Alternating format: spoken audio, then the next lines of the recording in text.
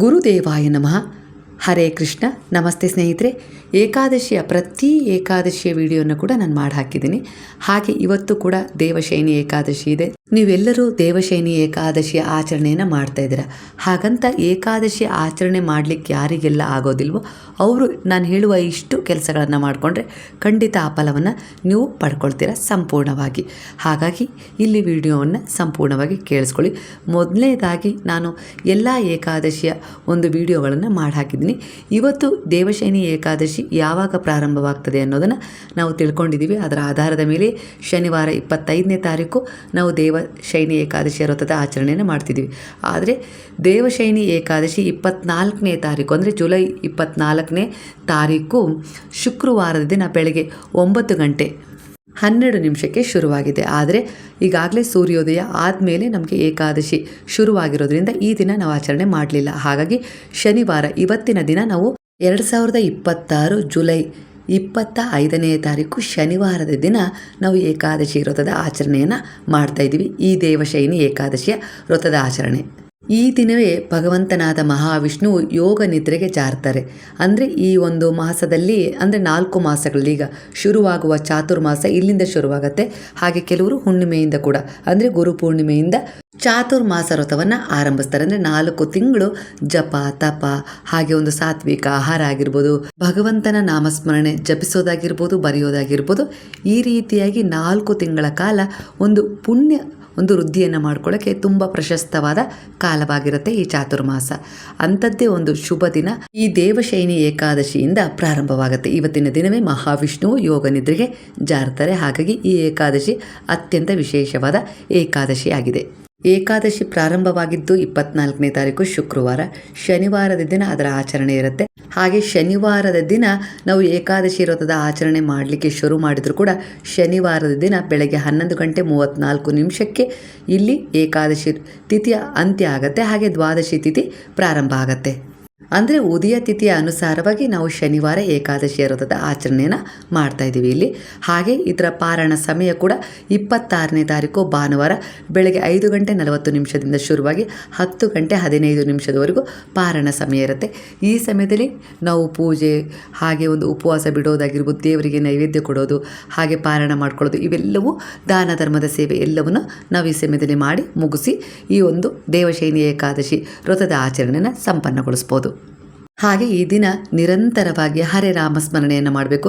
ಹರೇ ರಾಮ ರಾಮ ರಾಮ ಹರೇ ಹರೇ, ಹರೇ ಕೃಷ್ಣ ಕೃಷ್ಣ ಕೃಷ್ಣ ಹರೇ ಹರೇ ಅನ್ನುವ ಮಂತ್ರದ ಜಪವನ್ನು ನಾವು ಎಷ್ಟು ಸಾಧ್ಯ ಆಗುತ್ತೋ ಅಷ್ಟು ಮಾಡಬೇಕು. ಕೇವಲ ಬಾಯಿ ಮಾತ್ರ ನಾಮಸ್ಮರಣೆ ಮಾಡಿ ಮನಸ್ಸು ಇನ್ನೆಲ್ಲೋ ಹೋಗಬಾರ್ದು. ಈ ದಿನ ದೇಹ ಮನಸ್ಸು ಹಾಗೆ ನಮ್ಮ ನಾಲಿಗೆ ಎಲ್ಲವೂ ಒಟ್ಟುಗೂಡಿ ಭಗವಂತನ ನಾಮಸ್ಮರಣೆ ಮಾಡಬೇಕು. ಹಾಗಾಗಿ ನಾವು ಈ ದಿನ ಉಪವಾಸ ಮಾಡಬೇಕು. ಅಂದರೆ ಉಪವಾಸ ಇದ್ದಾಗ ದೇಹದ ಒಂದಿಷ್ಟು ಎಲ್ಲ ಅವಯವಗಳನ್ನು ಕೂಡ ನಾವು ಭಗವಂತನ ಸೇವೆಯಲ್ಲಿ ತೊಡಗಿಸ್ತೀವಿ. ಅಂದರೆ ಎಲ್ಲದಕ್ಕೂ ಪುಣ್ಯ ಪ್ರಾಪ್ತಿ ಮಾಡ್ಕೊಳ್ಳೋ ಅವಕಾಶವನ್ನು ಕೊಡಬೇಕು. ಹಾಗಾಗಿ ಉಪವಾಸ ಮಾಡಬೇಕು. ಇದೇ ಉಪವಾಸದ ಮಹತ್ವ ಆಗಿರುತ್ತೆ. ಅದು ಆರೋಗ್ಯ ದೃಷ್ಟಿಯಿಂದ ಕೂಡ ನಮಗೆ ಲಾಭವನ್ನು ಕೊಡುತ್ತೆ. ಅಂದರೆ ನಾವು ಏನು ಕೊಡ್ತೀವೋ ಭಗವಂತನಿಗೆ ಅಂತ ಏನು ಸಮರ್ಪಣೆ ಮಾಡ್ತೀವೋ ಅದರಿಂದ ನಮಗೆ ಒಳ್ಳೆಯದು ಅಂತಾರಲ್ಲ, ಅದೇ ರೀತಿ ನಮಗೆ ಅದು ಒಳ್ಳೆಯದಾಗತ್ತೆ. ಹಾಗಾಗಿ ಈ ದಿನ ಉಪವಾಸದ ಆಚರಣೆ ಮಾಡಬೇಕು. ಸಾತ್ವಿಕ ಆಹಾರವನ್ನು ತಗೊಳ್ಬೇಕು. ಮದ್ಯ ಮಾಂಸ ಇಂಥ ಯಾವುದೇ ರೀತಿ ಒಂದು ದುಶ್ಚಟಗಳಿಗೆ ನಾವು ಬಲಿಯಾಗಬಾರ್ದು. ಈ ದಿನನಾದರೂ ನಾವು ಕಂಟ್ರೋಲ್ ಮಾಡಿಕೊಂಡು ಭಗವಂತನಿಗೆ ನಮ್ಮ ದೇಹ ಮನಸ್ಸು ಎಲ್ಲವನ್ನು ಸಮರ್ಪಣೆ ಮಾಡಿ ನಾವು ವ್ರತದ ಆಚರಣೆಯನ್ನು ಮಾಡಬೇಕಾಗತ್ತೆ. ಸಾತ್ವಿಕ ಆಹಾರ ಅಂದರೆ ನೀರು ಕುಡಿದೂ ಕೂಡ ಆಚರಣೆ ಮಾಡ್ಬೋದು, ನೀರು ಕುಡಿದು ಮಾಡ್ಬೋದು, ಹಣ್ಣು ಹಾಲು ತಗೊಂಡು ಮಾಡ್ಬೋದು, ಇಲ್ಲವೇ ಒಂದು ಶಾಬಕ್ಕಿ ಕಿಚಡಿ ಕೂಡ ಮಾಡ್ಬೋದು. ಶಿರಡಿಯಲ್ಲಿ ಇವತ್ತಿನ ದಿನ ಕ್ವಿಂಟಾಲ್ ಗಟ್ಟಲೆ ಒಂದು ಶಾಬಕ್ಕಿಯನ್ನು ತರಿಸಿ ಕಿಚಡಿಯನ್ನು ಮಾಡಿ ಅಲ್ಲಿ ನೈವೇದ್ಯವನ್ನು ಕೊಡಲಾಗತ್ತೆ ಮಾಡಿ ಭಗವಂತನಿಗೆ. ಅದನ್ನೇ ಆ ದಿನ ಊಟಕ್ಕೆ ಬಡಿಸಲಾಗತ್ತೆ. ಅಷ್ಟೊಂದು ವಿಶೇಷತೆ ಇದೆ ಈ ದೇವಶಯನಿ ಏಕಾದಶಿಗೆ. ಹಾಗಾಗಿ ಈ ಆಷಾಢ ಮಾಸದಲ್ಲಿ ಬರುವ ಶುಕ್ಲ ಪಕ್ಷದಲ್ಲಿ ಬರ್ತಾ ಇರುವ ಈ ದೇವಶಯನಿ ಏಕಾದಶಿಗೆ ಬಹಳ ಮಹತ್ವ ಇದೆ ಸ್ನೇಹಿತರೆ. ಹಾಗಾಗಿ ಈ ದಿನ ನೀವು ಉಪವಾಸ ಮಾಡೋಕ್ಕಾಗೋದಿಲ್ಲ, ನೀರು ಕುಡೀರಿ. ಅಂದರೆ ನನಗೆ ಏನಾದರೂ ಮಾತ್ರೆ ಮೆಡಿಷನ್ ತೊಗೊಳ್ಳೋದಿದೆ, ನನಗೆ ಆಗೋದಿಲ್ಲ, ಸುಸ್ತಾಗತ್ತೆ, ಕೆಲಸಕ್ಕೆ ಹೋಗಲೇಬೇಕು, ಅನಿವಾರ್ಯವಾದ ಒಂದು ಸ್ಥಿತಿಗತಿ ಇದೆ ಅಂದರೆ ಖಂಡಿತ ಹಾಲು ಹಣ್ಣು ಸೇವನೆ ಮಾಡಿ ಭಗವಂತನಿಗೆ ಸಮರ್ಪಣೆ ಮಾಡಿ ನಿಮ್ಮ ಒಂದು ಕೆಲಸ ಏನು ಕಾರ್ಯ ಮಾಡ್ತಾ ಇರ್ತಾರೋ ಆ ಸಮಯದಲ್ಲೆಲ್ಲ ಭಗವಂತನ ಸ್ಮರಣೆ ಮಾಡಿಕೊಂಡು ಆ ಕೆಲಸವನ್ನು ನಿಷ್ಠೆಯಿಂದ ಪ್ರಾಮಾಣಿಕವಾಗಿ ಮಾಡಿ. ನಿಮ್ಮ ಕೆಲಸನೂ ಆಯಿತು ಅಂದರೆ ಸ್ವಕಾರ್ಯನೂ ಆಯಿತು, ಭಗವಂತನ ಸೇವೆಯೂ ಆಯಿತು ಅನ್ನೋ ರೀತಿಯಲ್ಲಿ ಮನಸ್ಸನ್ನು ಭಗವಂತನ ಪಾದಗಳಲ್ಲಿ ಕೇಂದ್ರೀಕರಿಸಿ ನೀವು ಈ ವ್ರತದ ಆಚರಣೆಯನ್ನು ಮಾಡ್ಬೋದು ನಾಮಸ್ಮರಣೆಯನ್ನು ಮಾಡ್ತಾ. ವಿಶೇಷವಾದ ಪೂಜೆ ಮಾಡಲಿಕ್ಕೆ ಆಗ್ತಾ ಇಲ್ಲ ಅಂತ ಬೇಜಾರು ಮಾಡ್ಕೋಬೇಡಿ.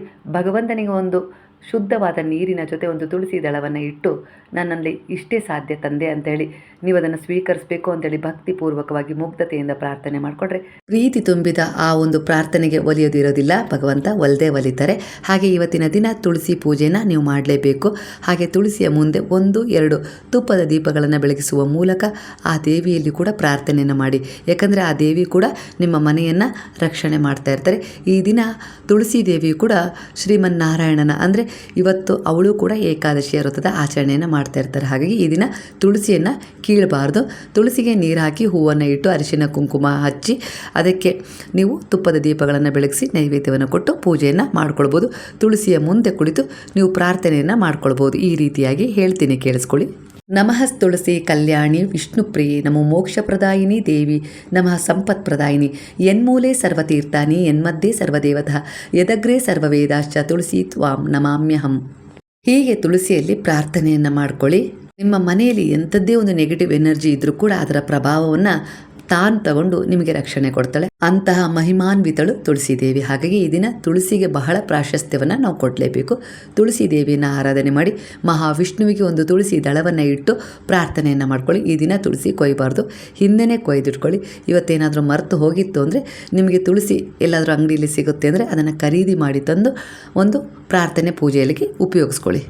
ಇವತ್ತಿನ ದಿನ ಆಗಿರ್ಬೋದು, ಮಾರನೇ ದಿನ ಪಾರಾಯಣ ಸಮಯದಲ್ಲಿ ನೈವೇದ್ಯ ಮಾಡ್ತಿರಲ್ಲ, ಆ ಸಮಯದಲ್ಲಿ ನೀವು ಏನು ನೈವೇದ್ಯ ಮಾಡ್ತೀರೋ ಅದರ ಮೇಲೆ ತುಳಸಿಯ ದಳವನ್ನು ಇಟ್ಟು ಭಗವಂತನಿಗೆ ಸಮರ್ಪಣೆ ಮಾಡಬೇಕದು. ನೀವು ಪಾರಾಯಣ ಸಮಯದಲ್ಲಿ ನೀವು ಏನು ಅಡುಗೆ ಏನು ಮಾಡ್ತೀರೋ ಅದನ್ನೇ ಭಗವಂತನಿಗೆ ನೈವೇದ್ಯ ಮಾಡಿ ನೀವು ಅದನ್ನೇ ಸರಿಯಾದ ಸಮಯದಲ್ಲಿ ಊಟ ಮಾಡಬೇಕು, ಪಾರಾಯಣ ಮಾಡಬೇಕು. ಸಮಯಕ್ಕೆ ನಾವು ಏನು ಸಮಯ ಕೊಟ್ಟಿರ್ತೀವಲ್ಲ ಅಷ್ಟರೊಳಗೆ ನೀವು ಪೂಜೆ, ದಾನ, ಧರ್ಮ ಎಲ್ಲ ಮುಗಿಸ್ಕೊಳ್ಬೇಕು. ಭಕ್ತಿಯಿಂದ, ಶ್ರದ್ಧೆಯಿಂದ, ಏಕಾಗ್ರತೆಯಿಂದ ಮಾಡಿ. ಖಂಡಿತ ಭಗವಂತನು ನಿಮ್ಮ ಪೂಜೆಯನ್ನು ಸ್ವೀಕರಿಸ್ತಾರೆ.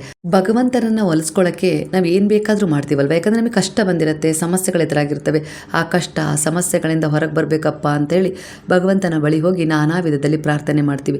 ಯಾರು ಏನು ಹೇಳ್ತಿರೋ ಆ ಪರಿಹಾರವನ್ನು ನಾವು ಮಾಡ್ಕೊಳ್ಳೋಕ್ಕೆ ಶುರು ಮಾಡ್ತೀವಲ್ವ. ಅದೇ ನಾವು ಹಸುವಿಗೆ ಹೊಡೆಯೋದಾಗಿರ್ಬೋದು, ಹಾಗೆ ಒಂದು ಬಿಸಿನೀರು ಚೆಲ್ಲೋದಾಗಿರ್ಬೋದು ಅದರ ಮೇಲೆ, ಯಾಕಂದರೆ ಅದು ಮನೆ ಹತ್ರ ಬರುತ್ತೆ ಅಂತೇಳಿ ಪ್ರಾಣಿ ಪಕ್ಷಿಗಳನ್ನು ಹೆದರಿಸೋದಾಗಿರ್ಬೋದು. ಹಾಗೆ ಒಂದು ಏನೋ ನಮ್ಮ ಮನೆಯಲ್ಲಿ ಗಾಜಿನ ಲೋಟ, ಪ್ಲೇಟು ಒಡೆದಾಗ ಅದನ್ನು ಹಾಗೆ ಹೋಗಿ ಡಸ್ಟ್ಬಿನ್ನಿಗೆ ಹಾಕೋದಾಗಿರ್ಬೋದು. ಆಗ ಆ ಹಸು ನಾವೇನಾದ್ರು ತಿನ್ನಕ್ಕೆ ಕೊಟ್ಟಿದ್ದೀವ ಅಂತೇಳಿ ಅದರಲ್ಲಿ ಬಾಯಿ ಹಾಕಿ ಬಾಯನ್ನು ಗಾಯ ಮಾಡ್ಕೊಳ್ಳೋದಾಗಿರ್ಬೋದು, ರಕ್ತ ಬರೋದಾಗಿರ್ಬೋದು. ಈ ರೀತಿ ಎಲ್ಲ ನಾವು ನಮ್ಮ ಒಳಿತಿಗಾಗಿ ಅವುಗಳ ದುಃಖಕ್ಕೆ ಕಾರಣವಾದಾಗ ನಾವು ಏನು ಪೂಜೆ ಮಾಡಿದರೆ ಏನು ಫಲ ಸಿಗುತ್ತೆ ಯೋಚನೆ ಮಾಡಬೇಕಲ್ವ. ನಾವು ಏಕಾದಶಿ ಮಾಡ್ತೀವಿ, ಒಳ್ಳೆಯದಾಗಲಿ ಅಂದರೆ ಪುಣ್ಯ ಸಿಗುತ್ತೆ, ಜನ್ಮ ಜನ್ಮಗಳಿಗೆ ನಾವು ಕಳೆಯದಂತಹ ಒಂದು ಪುಣ್ಯವನ್ನು ಪ್ರಾಪ್ತಿ ಮಾಡ್ಕೊಳ್ಬೋದು. ಸರಿ ಇದೆ, ಎಲ್ಲ ಸರಿ ಇದೆ. ಆದರೆ ಕೆಲವೊಂದು ಸರಿ ನಮ್ಮಿಂದ ಆಗುವ ಸಣ್ಣ ಪುಟ್ಟ ತಪ್ಪುಗಳಿಂದ ಕೂಡ ನಾವು ಎಂಥದ್ದೇ ಒಂದು ಪೂಜೆ ಪುನಸ್ಕಾರಗಳನ್ನು ಮಾಡಿದರೂ ಕೂಡ ಅದರ ಪುಣ್ಯ ನಮಗೆ ಸಿಗೋದಿಲ್ಲ. ಹಾಗಾಗಿ ಅಂದರೆ ನಾವು ಎಂಥದ್ದೇ ಸಮಸ್ಯೆಗಳಲ್ಲಿ ಸಿಕ್ಕಾಕೊಂಡಿದ್ದೀವಿ, ಅದರಿಂದ ಹೊರಗೆ ಬರಬೇಕು ಅನ್ನೋ ರೀತಿಯಲ್ಲಿ ನಾವೇನೋ ಒಂದು ಮಾಡ್ತಿರ್ತೀವಲ್ವ. ಆದರೆ ಅದರ ಒಂದು ಪರಿಹಾರ ಸಿಗಬೇಕು ಅಂದರೆ ನಮ್ಮಿಂದ ಕೂಡ ಕೆಲವು ತಪ್ಪುಗಳಾಗಿರ್ತಾವಲ್ವ, ಆ ತಪ್ಪುಗಳನ್ನು ಕೂಡ ನಾವು ತಿದ್ಕೊಳ್ಬೇಕು. ಅದಕ್ಕೂ ಕೂಡ ಒಂದು ಕ್ಷಮೆಯನ್ನು ಯಾಚಿಸಬೇಕು. ಅದು ಕೂಡ ನಮ್ಮದೇ ಒಂದು ರೀತಿಯಲ್ಲಿ ಜೀವ ಅಲ್ವಾ, ಅದಕ್ಕೂ ನೋವಾಗತ್ತಲ್ವ. ಅದು ಒಂದು ಯಾವುದೋ ಒಂದು ಜನ್ಮದ ಪಾಪ ಅನ್ನೋ ರೀತಿಯಲ್ಲಿ ಪ್ರಾಣಿಯಾಗಿ ಹುಟ್ಟಿರುತ್ತೆ. ಅದು ಆಹಾರಕ್ಕಾಗಿ ಪರಿತಪಿಸ್ತಾ ಇರುತ್ತೆ. ನಾವು ಅದಕ್ಕೆ ಏನಾದರೂ ಕೊಡ್ತೀವಿ ಅಂತೇಳಿ ಅದು ಕಾತುರದಿಂದ ಕಾಯ್ದಿರುತ್ತೆ. ಇಂಥ ಸಮಯದಲ್ಲಿ ಪದೇ ಪದೇ ಮನೆ ಹತ್ರ ಬರ್ತಾ ಇರುತ್ತೆ. ಇಂಥ ಸಮಯದಲ್ಲಿ ನಮಗೆ ಎಲ್ಲೋ ಒಂದು ರೀತಿಯಲ್ಲಿ ಕೋಪ, ಒತ್ತಡ, ಮಾನಸಿಕ ವೇದನೆ ಇವೆಲ್ಲದರ ಮಧ್ಯೆ ನಾವು ಸಿಕ್ಕಾಕೊಂಡಿರ್ತೀವಿ ಅನ್ನೋ ರೀತಿಯಲ್ಲಿ ನಮಗೆ ಸಮಯ ಕೊಡೋಕ್ಕೆ ಸರಿ ಇಲ್ಲ. ಹಾಗಾಗಿ ಒಂದೊಂದ್ಸರಿ ಒತ್ತಡಕ್ಕೆ ಒಳಗಾಗಿ ನಾವು ಏನು ಮಾಡ್ತಿದ್ದೀವಿ ಅನ್ನೋ ರೀತಿಯಲ್ಲಿ ಪ್ರಜ್ಞೆನೇ ಕಳ್ಕೊಂಡ್ಬಿಡ್ತೀವಿ. ನಮ್ಮ ಸುತ್ತಮುತ್ತನೂ ಕೂಡ ಒಂದಿಷ್ಟು ಪ್ರಾಣಿ ಪಕ್ಷಿ ಜನರಿದ್ದಾರೆ. ನಮ್ಮ ವರ್ತನೆ ಅವ್ರ ಮೇಲೆ ಯಾವ ರೀತಿ ಪ್ರಭಾವ ಬೀರ್ತದೆ ಅನ್ನೋದನ್ನು ಮರೆತು ನಾವು ನಡ್ಕೊಳ್ತಾ ಇರ್ತೀವಿ. ಇದು ಕೂಡ ಎಲ್ಲೋ ಒಂದು ರೀತಿಯಲ್ಲಿ ನಮ್ಮ ಸಮಸ್ಯೆಗೆ ಕಾರಣ ಆಗಿರುತ್ತೆ. ಅಂದರೆ ಒಂದಿಷ್ಟು ಸಮಸ್ಯೆಗಳಿಂದ ಹೊರಗೆ ಬರೋಕ್ಕೆ ದಾರಿನೇ ಆಗೋದಿಲ್ಲ. ಪ್ರಯತ್ನ ಪಡ್ತಾ ಇರ್ತೀವಿ ಪ್ರಾಮಾಣಿಕವಾಗಿ, ಆದರೆ ಅದಕ್ಕೆ ಫಲ ಸಿಗೋದಿಲ್ಲ. ಯಾಕಂದರೆ ನಮ್ಮ ಒಂದು ಪ್ರಯತ್ನದಲ್ಲಿ ಎಲ್ಲೋ ಒಂದು ರೀತಿಯಲ್ಲಿ ಲೋಪದೋಷಗಳು ನಮ್ಮಿಂದಲೇ ಆದ ತಪ್ಪುಗಳಿಂದ ಉಂಟಾಗ್ತಾ ಇರ್ತವೆ. ಇಂಥ ತಪ್ಪುಗಳನ್ನು ಕೂಡ ನಾವು ತಿದ್ಕೊಳ್ಬೇಕು. ಇವತ್ತಿನ ದಿನ ನೀವು ಏಕಾದಶಿಯ ಆಚರಣೆಯನ್ನು ಮಾಡೋರು ಖಂಡಿತ ನಿಷ್ಠೆಯಿಂದ ಮಾಡಿ. ಮಾಡೋಕ್ಕಾಗೋದಿಲ್ಲಪ್ಪ, ಮನೆಯಲ್ಲಿ ಒಪ್ಪೋದಿಲ್ಲ, ಇಲ್ಲ ಇನ್ನೂ ಅನೇಕ ರೀತಿಯ ಒಂದಿಷ್ಟು ಕಾರಣಗಳಿರುತ್ತೆ ಅಲ್ವಾ, ನಿಮ್ಮದೇ ಆದ ವೈಯಕ್ತಿಕ ಕಾರಣಗಳಿರುತ್ತೆ, ಅದನ್ನು ಹೇಳ್ಕೊಳಕ್ಕಾಗೋದಿಲ್ಲ. ಇಂಥ ಸಮಯದಲ್ಲಿ ನಾನು ಏನು ಮಾಡಬೇಕು, ನನಗೆ ಮಾಡಬೇಕು ಅನ್ನೋ ಆಸೆ ಇದೆ ಅಲ್ವಾ ಅನ್ನುವ ಅವರು ಇವತ್ತಿನ ದಿನ ನೀವು ಹಸುವಿಗೆ ನಿಮ್ಮ ಕೈಯಾರೆ ಒಂದೆರಡು ಚಪಾತಿಯನ್ನು ಮಾಡಿ ಅದಕ್ಕೆ ಸ್ವಲ್ಪ ತುಪ್ಪವನ್ನು ಸವರಿ ಒಂದಿಷ್ಟು ಬೆಲ್ಲವನ್ನು ಇಟ್ಟು ಅದಕ್ಕೆ ಕೊಡಿ. ಮುಕ್ಕೋಟಿ ದೇವತೆಗಳ ಸೇವೆ ಮಾಡ್ದಂಗಾಗತ್ತೆ. ಖಂಡಿತ ಆ ಭಗವಂತನಾದ ಮಹಾವಿಷ್ಣುವು ನಿಮ್ಮ ಪೂಜೆಯನ್ನು ಸ್ವೀಕರಿಸ್ತಾರೆ. ಗುರುವಿನ ಕೃಪೆ ಆಗತ್ತೆ. ಯಾಕಂದರೆ ಈ ದಿನ ಶನಿವಾರ, ಶನಿದೇವರು ಅಂದರೆ ಕರ್ಮದೇವತೆಯ ಕೃಪೆ ಕೂಡ ನಿಮ್ಮ ಮೇಲೆ ಸಿಗುತ್ತೆ. ಅಂದರೆ ನಿಮ್ಮ ಕರ್ಮಗಳಲ್ಲಿ ಏನಾದರೂ ವ್ಯತ್ಯಾಸ ಆಗಿದೆ ಅದನ್ನು ಸರಿಪಡಿಸಿಕೊಡ್ತಾರೆ. ನಿಮ್ಮ ಮೇಲೆ ಅವರು ಪ್ರಸನ್ನರಾಗ್ತಾರೆ. ಶನಿದೇವರೇ ನಿಮ್ಮ ಮೇಲೆ ಪ್ರಸನ್ನರಾದರು ಅಂದರೆ ನಿಮ್ಮ ಜೀವನದಲ್ಲಿರುವ ಅನೇಕ ರೀತಿಯ ಒಂದು ಅಡೆತಡೆಗಳನ್ನು ಅವರು ನಿವಾರಣೆ ಮಾಡಿಕೊಡ್ತಾರೆ. ಇಷ್ಟು ಪರಿಹಾರವನ್ನು ಮಾಡ್ಕೊಳ್ಳಿ. ಯಾವತ್ತೋ ಯಾವುದೋ ಪ್ರಾಣಿಗೆ ನಿಮ್ಮಿಂದ ನೋವಾಗಿತ್ತಾ, ಯಾವುದಕ್ಕೋ ನಿಮ್ಮ ಕೋಪವನ್ನು ತೋರಿಸಿ ಅದರ ಮೇಲೆ ನೀವೇನಾದರೂ ಒಂದು ಹೊಡೆಯೋದು ಇಲ್ಲ ಕೋಪ ತೋರಿಸೋದು, ಈ ರೀತಿ ಏನಾದರೂ ಒಂದು ಅಚಾತುರ್ಯದ ತಪ್ಪು ಎಸಗಿತ್ತು ಅಂದರೆ ಖಂಡಿತ ಅದನ್ನು ನೆನಪು ಮಾಡಿಕೊಂಡು ತಪ್ಪಿಗಾಗಿ ಕ್ಷಮೆಯನ್ನು ಯಾಚಿಸಿ ನಿಮ್ಮ ಕೈಲಾದರೆ ಅರ್ಧ kg ಕಪ್ಪು ಎಳ್ಳನ್ನು ಆಂಜನೇಯ ಸ್ವಾಮಿ ದೇವಸ್ಥಾನ, ಶನಿ ದೇವರ ದೇವಸ್ಥಾನಕ್ಕೆ ಕೊಟ್ಟು ಬನ್ನಿ. ಕಪ್ಪು ಎಳ್ಳಾದರೂ ಆಯಿತು ಇಲ್ಲ ಎಳ್ಳೆಣ್ಣೆ ಆದರೂ ಆಯಿತು, ಖಂಡಿತವಾಗಿಯೂ ದಾನವಾಗಿ ಕೊಡಿ. ನಮಗೆ ದೇವಸ್ಥಾನಕ್ಕೆ ಹೋಗೋಕ್ಕಾಗೋದಿಲ್ಲ, ಏನು ಮಾಡಬೇಕು ಅನ್ನೋರಾದರೆ ಖಂಡಿತ ಕಪ್ಪು ಎಳ್ಳನ್ನು ಒಂದು ಲೋಟದ ನೀರಿಗೆ ಸ್ವಲ್ಪ ಬೆರೆಸಿ ಒಂದಿಷ್ಟು ಅಂದರೆ ಒಂದು ಟೀ ಸ್ಪೂನಷ್ಟು ಬೆರೆಸಿ ಕೈಯಲ್ಲಿ ಹಿಡಿದು ನನ್ನಿಂದ ಆದ ತಪ್ಪುಗಳಿಗೆ ಕ್ಷಮೆ ಇರಲಿ ಅನ್ನೋ ರೀತಿಯಲ್ಲಿ ಪ್ರಾರ್ಥನೆಯನ್ನು ಮಾಡಿಕೊಂಡು ಅದನ್ನು ಯಾವುದಾದ್ರೂ ನಿಮ್ಮ ಮನೆಯಲ್ಲಿರುವ ಗಿಡದ ಪಾಟಿಗೆ ಹಾಕಿ ಕ್ಷಮೆಯಾಚನೆಯ ಒಂದು ಪ್ರಾರ್ಥನೆ ಅಂದರೆ ಪಶ್ಚಾತ್ತಾಪ ಪಟ್ಟು ನೀವು ಅದಕ್ಕೆ ಹಾಕಿರ್ತೀರ. ಖಂಡಿತ ನಿಮಗೆ ಆ ಪ್ರಕೃತಿ ಮಾತೆಯಿಂದ ಕ್ಷಮೆ ಸಿಗುತ್ತೆ. ಹಾಗೆ ನಿಮ್ಮ ಪೂರ್ವಜರಿಗೂ ಕೂಡ ನಿಮ್ಮಿಂದ ಏನಾದರೂ ತಪ್ಪಾಗಿದ್ದರೆ, ಅವರ ಮಾತನ್ನು ಉಳಿಸ್ಕೊಳ್ಳೋಕ್ಕಾಗದೇ ಇದ್ದರೆ, ಇಲ್ಲ ಅವರಿಗೇನೋ ಒಂದು ಆಸೆಯನ್ನು ಈಡೇರಿಸದೆ ಅವ್ರು ಹೋಗಿರ್ಬೋದು, ಈ ರೀತಿ ಏನೋ ಒಂದು ರೀತಿಯಲ್ಲಿ ನಿಮ್ಮಿಂದ ಆ ಸಮಯದಲ್ಲಿ ತಪ್ಪಾಗಿರತ್ತಲ್ವ. ಹಾಗಾಗಿ ನೀವು ಈ ದಿನ ಒಂದು ಲೋಟ ನೀರಿಗೆ ಕಪ್ಪು ಎಳ್ಳನ್ನು ಬೆರೆಸಿ ಅದಕ್ಕೂ ಕೂಡ ನಿಮ್ಮ ಪೂರ್ವಜರನ್ನು ನೆನಪು ಮಾಡಿಕೊಂಡು ಕ್ಷಮೆಯನ್ನು ಯಾಚಿಸಿ ಅದನ್ನು ಕೂಡ ಒಂದು ಗಿಡದ ಬುಡಕ್ಕೆ ಹಾಕಿಬಿಡಿ. ನಂತರ ಮೊಸರನ್ನವನ್ನು ನೀವು ಯಾರಿಗಾದರೂ ಈ ದಿನ ಒಂದು ದಾನವಾಗಿ ಕೊಡಿ, ತುಂಬ ಒಳ್ಳೆಯದು. ಇಲ್ಲ ಅದು ಪ್ರಾಣಿ ಪಕ್ಷಿಗಳಿಗೂ ಕೊಟ್ಟರು ಒಳ್ಳೆಯದೇ. ಇನ್ನು ಈ ರೀತಿಯಾಗಿ ದಾನವಾಗಿ ಕೊಡಿ. ಅನೇಕ ರೀತಿಯ ಸಮಸ್ಯೆಗಳಿಂದ ಹೊರಗೆ ಬರ್ತೀರ. ಮಾಡ್ಕೊಳ್ಳೋದಾದರೆ ಸಾಕಷ್ಟು ಪರಿಹಾರ ಆಗಿರುತ್ತೆ, ಆದರೆ ಇಷ್ಟು ಪರಿಹಾರವನ್ನು ಮಾಡ್ಕೊಳ್ಳಿ. ನಿಮಗೆ ಸುಲಭ ಆಗೋ ರೀತಿಯಲ್ಲಿ ಒಂದಿಷ್ಟು ಪರಿಹಾರಗಳನ್ನು ತಿಳಿಸಿದ್ದೀನಿ. ಇದು ಸುಲಭ ಪರಿಹಾರ ಆಗಿರ್ಬೋದು, ಆದರೆ ನಿಮ್ಮ ಜೀವನದ ಮೇಲೆ ಅನೇಕ ರೀತಿಯ ಗ್ರಹಗತಿಗಳು ಒಂದು ಪ್ರಸನ್ನತೆಯನ್ನು ಬೀರುವಂಥ ಪರಿಹಾರವಾಗಿದೆ. ಮಹಾವಿಷ್ಣುವಿನ ಕೃಪೆಗೂ ಕೂಡ ನೀವು ಪಾತ್ರರಾಗ್ತೀರ. ಇಷ್ಟೊಂದು ಪರಿಹಾರವನ್ನು ಈ ದಿನ ಸಂಜೆ ಒಳಗೆ ನೀವು ಮಾಡ್ಕೊಳ್ಳಿ. ಇವತ್ತಿನ ದಿನ ಆಗದೇ ಇದ್ದರೆ ನಾಳೆ ಪಾರಾಯಣದ ಸಮಯ ಅಂದರೆ ನಾನು ಹೇಳಿದ್ದೀನಲ್ಲ, 5 ಗಂಟೆ ಬೆಳಗಿನ ಜಾವ 5 ಗಂಟೆ 40 ನಿಮಿಷದಿಂದ 10 ಗಂಟೆ 15 ನಿಮಿಷದ ಒಳಗೂ ಕೂಡ ಪಾರಾಯಣ ಸಮಯ ಇರುತ್ತೆ. ಆ ಸಮಯದಲ್ಲೂ ಕೂಡ ನಾನು ಹೇಳಿದ ಈ ಪರಿಹಾರಗಳನ್ನು ಮಾಡ್ಕೊಳ್ಬೋದು. ಭಾನುವಾರ 26ನೇ ತಾರೀಕು ಇವತ್ತಿನ ದಿನ ನಿಮ್ಮ ತಂದೆ ತಾಯಿಯ ಆಶೀರ್ವಾದವನ್ನು ತೆಗೆದುಕೊಳ್ಳೋದನ್ನು ಮರಿಬೇಡಿ. ಹಾಗೆ ಅವರು ದೂರ ಇದ್ದಾರೆ ಅಂದರೆ ಅವರಿಗೊಂದು ಫೋನ್ ಮಾಡಿ ಮಾತನಾಡಿ. ನಾನು ಏಕಾದಶಿ ವ್ರತದ ಆಚರಣೆನ ಹೀಗೆ ಮಾಡಿ ಅಂತ ಹೇಳಿ ಯಾವಾಗಲೂ ಹೇಳಿದ್ದೀನಿ. ಹಾಗಾಗಿ ಈ ದಿನ ಭಿನ್ನವಾಗಿ ಅದಕ್ಕೆ ಪರಿಹಾರಾರ್ಥವಾಗಿ ಅಂದರೆ ಏಕಾದಶಿ ಆಚರಣೆನ ನಮಗೆ ಮಾಡ್ಕೊಳ್ಳೋಕ್ಕಾಗೋದಿಲ್ಲಪ್ಪ ಅಂದವರಿಗೂ ಕೂಡ ಇಲ್ಲಿ ನಾನು ಒಂದಿಷ್ಟು ಸಾಕಷ್ಟು ಪರಿಹಾರಗಳನ್ನು ತಿಳಿಸಿದ್ದೀನಿ. ಇದನ್ನು ಕೂಡ ನೀವು ಮಾಡಿಕೊಂಡು ಭಗವಂತನ ಕೃಪೆಗೆ ಪಾತ್ರರಾಗಿ. ಹಾಗಾದರೆ ಈಗ ನಾವು ದೇವಶಯನಿ ಏಕಾದಶಿಯ ಕಥೆಯನ್ನು ಕೇಳೋಣವಾ? ಕತೆ ಕೇಳೋದಕ್ಕಿಂತ ಮೊದಲು ದೇವಶಯನಿ ಏಕಾದಶಿಯನ್ನು ಹರಿಶಯನಿ ಏಕಾದಶಿ, ಪದ್ಮ ಏಕಾದಶಿ ಅಂತಲೂ ಕೂಡ ಕರೀತಾರೆ. ಅಂದರೆ ಹಿಂದೂ ಧರ್ಮದಲ್ಲಿ ಅತ್ಯಂತ ಪವಿತ್ರವಾದ ಏಕಾದಶಿಗಳಲ್ಲಿ ಒಂದಾಗಿದೆ. ಈ ದಿನದಿಂದ ಶ್ರೀ ಮಹಾವಿಷ್ಣುವು ಕ್ಷೀರಸಾಗರದಲ್ಲಿ ಯೋಗ ನಿದ್ರೆಗೆ ಜಾರ್ತಾರೆ, ಅಂದರೆ ವಿಶ್ರಾಂತಿಗೆ ಹೋಗ್ತಾರೆ. ಹಾಗೆ 4 ತಿಂಗಳ ಅವಧಿಯನ್ನು ಚಾತುರ್ಮಾಸ ಅಂತ ಕೂಡ ಕರೀತಾರೆ. ಇದು ನಿಮಗೆ ತಿಳಿದಿದೆ, ನಾನು ಸಾಕಷ್ಟು ವಿಡಿಯೋಗಳಲ್ಲಿ ತಿಳಿಸಿದ್ದೀನಿ. ಇನ್ನೂ ಕೆಲವರಿಗೆ ಅನುಕೂಲ ಆಗಲಿ ಅಂತೇಳಿ ತಿಳಿಸಿದ್ದೀನಿ. ಅಂದರೆ ಈ ಒಂದು ಯೋಗ ನಿದ್ರೆಯಿಂದ ಅವರು ಹೊರಗೆ ಬರೋದೇ ಕಾರ್ತೀಕ ಶುಕ್ಲ ಏಕಾದಶಿ ಎಂದು, ಅಂದರೆ ದೇವೋತ್ಥಾನ ಏಕಾದಶಿ ಎಂದು. ಬಹಳ ಹಿಂದಿನ ಕಾಲದಲ್ಲಿ ಸೂರ್ಯ ವಂಶದಲ್ಲಿ ಮಾಂಧಾತ ಮಹಾರಾಜ ಎಂಬ ಧರ್ಮನಿಷ್ಠ ರಾಜನು ಆಳ್ವಿಕೆ ಮಾಡ್ತಾ ಇರ್ತಾನೆ. ಅವನ ರಾಜ್ಯದಲ್ಲಿ ಜನರೆಲ್ಲರೂ ಸಂತೋಷದಿಂದ ಸತ್ಯ ಧರ್ಮದಿಂದ ಜೀವನ ನಡೆಸ್ತಾ ಇರ್ತಾರೆ. ರಾಜನು ಕೂಡ ಪ್ರಜೆಗಳನ್ನು ತನ್ನ ಮಕ್ಕಳಂತೆ ನೋಡ್ಕೊಳ್ತಾ ಇರ್ತಾನೆ. ಆದರೆ ಒಂದು ವರ್ಷ ರಾಜ್ಯದಲ್ಲಿ ಭೀಕರ ಬರಗಾಲ ಉಂಟಾಗುತ್ತೆ. ಮಳೆ ಬರಲಿಲ್ಲ, ನದಿಗಳು ಕೆರೆಗಳು ಬತ್ತಿದವು, ಹಾಗೆ ಬೆಳೆಗಳು ಒಣಗಿದವು. ಜನರು ಜಾನುವಾರುಗಳು ಆಹಾರ ಮತ್ತು ನೀರಿಗಾಗಿ ಪರದಾಡತೊಡಗ್ತಾರೆ. ಒಂದು ದಿನ ಪ್ರಜೆಗಳು ರಾಜನ ಬಳಿ ಬಂದು, ಮಹಾರಾಜನೇ, ನಮ್ಮನ್ನು ರಕ್ಷಿಸಿ, ಮಳೆ ಇಲ್ಲದೆ ಜೀವನವೇ ಕಷ್ಟವಾಗಿದೆ ಅಂತ ಹೇಳಿ ಬೇಡ್ಕೊಳ್ತಾರೆ. ರಾಜನಿಗೆ ಬಹಳ ದುಃಖವಾಗುತ್ತೆ. ನಾನು ಯಾವ ತಪ್ಪು ಮಾಡಿದ್ದೇನೆ, ನನ್ನ ರಾಜ್ಯಕ್ಕೆ ಈ ಕಷ್ಟ ಯಾಕೆ ಬಂದಿದೆ ಎಂದು ಯೋಚಿಸ್ತಾನೆ. ಸತ್ಯವನ್ನು ತಿಳಿಯಲು ಅರಣ್ಯಕ್ಕೆ ತೆರಳಿ ಮಹರ್ಷಿಗಳನ್ನು ಭೇಟಿಯಾಗ್ತಾನೆ. ಅಲ್ಲಿ ಅಂಗೀರಸ ಮಹರ್ಷಿಯನ್ನು ಕಂಡು ನಮಸ್ಕರಿಸಿ ತನ್ನ ರಾಜ್ಯದ ದುಃಖವನ್ನು ವಿವರಿಸ್ತಾನೆ.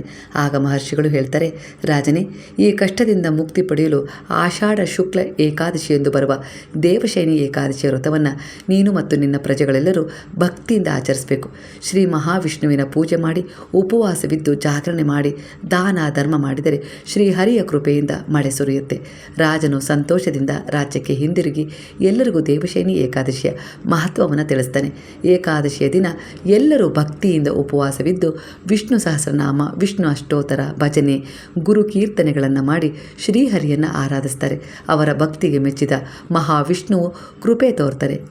ಕೆಲವು ದಿನಗಳಲ್ಲಿ ಧಾರಾಕಾರ ಮಳೆ ಸುರಿಯುತ್ತೆ, ನದಿಗಳು ತುಂಬುತ್ತವೆ, ಬೆಳೆಗಳು ಸಮೃದ್ಧಿಯಾಗಿ ಬೆಳೀತವೆ. ರಾಜ್ಯದಲ್ಲಿ ಮತ್ತೆ ಸುಖ, ಶಾಂತಿ ಮತ್ತು ಸಮೃದ್ಧಿ ನೆಲೆಸುತ್ತೆ. ಪ್ರಾಮಾಣಿಕ ಪ್ರಯತ್ನ ನಮ್ದಾಗಿರಬೇಕು. ಕರ್ಮ ನಾವು ಮಾಡಬೇಕು, ಫಲವನ್ನು ಭಗವಂತನ ಇಚ್ಛೆಗೆ ಬಿಡಬೇಕು ಅಂತಾರಲ್ಲ, ಅದು ಸತ್ಯ. ಭಗವಂತ, ನಾನು ನನ್ನ ಕೈಲಾದ ಸೇವೆಯನ್ನು ಮಾಡ್ತಿದ್ದೀನಿ, ತಪ್ಪಾಗ್ತಾ ಇದೆಯೋ ಸರಿ ಆಗ್ತಾ ಇದೆಯೋ ನನಗೆ ತಿಳಿದಿಲ್ಲ, ಒಟ್ಟಾರೆಯಾಗಿ ಪ್ರಯತ್ನ ಅಂತೂ ನಾನು ಮಾಡಿದ್ದೀನಪ್ಪ, ನಿನ್ನ ಸೇವೆ ಮಾಡೋದು ಸ್ವೀಕರಿಸಿ, ತಪ್ಪಾಗಿದ್ದರೆ ಕ್ಷಮಿಸಿ, ಏನಾದರೂ ನನಗೆ ಒಳಿತು ಮಾಡಬೇಕು ಅಂತ ಅನಿಸಿದರೆ ಖಂಡಿತ ನಿಮ್ಮ ಒಂದು ಆಶೀರ್ವಾದವನ್ನು ನಿಮ್ಮ ಮಕ್ಕಳ ಮೇಲೆ ಕರುಣಿಸಿ ಅಂತೇಳಿ ಪ್ರಾರ್ಥನೆಯನ್ನು ಮಾಡಿಕೊಂಡು ಏಕಾದಶಿ ವ್ರತದ ಆಚರಣೆಯನ್ನು ಮಾಡ್ಕೊಳ್ಳಿ. ಹಾಗೆ ಮಾಡ್ಕೊಳ್ಳೋಕ್ಕಾಗದೇ ಇದ್ದವರು ನಾನು ಹೇಳಿದ ಒಂದಿಷ್ಟು ಪರಿಹಾರಗಳನ್ನು ಮಾಡ್ಕೊಳ್ಳಿ, ಖಂಡಿತ ಒಳ್ಳೆಯದಾಗತ್ತೆ. ನಮ್ಮ ಜೀವನಕ್ಕೂ ಸುಖ, ಶಾಂತಿ, ನೆಮ್ಮದಿಯನ್ನು ಆ ಭಗವಂತ ಖಂಡಿತವಾಗಿಯೂ ಕೊಡ್ತಾರೆ. ಅದೇ ನಂಬಿಕೆಯೊಂದಿಗೆ ನಾವು ಅವರಲ್ಲಿ ಶರಣಾಗಬೇಕು. ಈ ದೇವಶಯನಿ ಏಕಾದಶಿಯ ಮಹತ್ವದ ಆಚರಣೆಯ ಬಗ್ಗೆ ನಿಮಗೆ ತಿಳಿಸಿದ ವಿಚಾರ ಇಷ್ಟ ಆಗಿದ್ದರೆ ಯಾರಿಗಾದರೂ ಶೇರ್ ಮಾಡಬೇಕು ಅಂತೇಳಿ ಅನಿಸಿದರೆ ಖಂಡಿತ ಶೇರ್ ಮಾಡಿ. ನಮಸ್ತೆ. ಹಾಗಾದರೆ ಈಗೆಲ್ಲರೂ ಸೇರಿ ಹೇಳೋಣವಾ? ಹರೇ ರಾಮ ರಾಮ ರಾಮ ಹರೇ ಹರೇ, ಹರೇ ಕೃಷ್ಣ ಕೃಷ್ಣ ಕೃಷ್ಣ ಹರೇ ಹರೇ, ಹರೇ ಸಾಯಿ ಸಾಯಿ ಹರೇ ಹರೇ, ಹರೇ ಬಾಬಾ ಬಾಬಾ ಹರೇ ಹರೇ, ಹರೇ ದತ್ತ ದತ್ತ ಹರೇ ಹರೇ.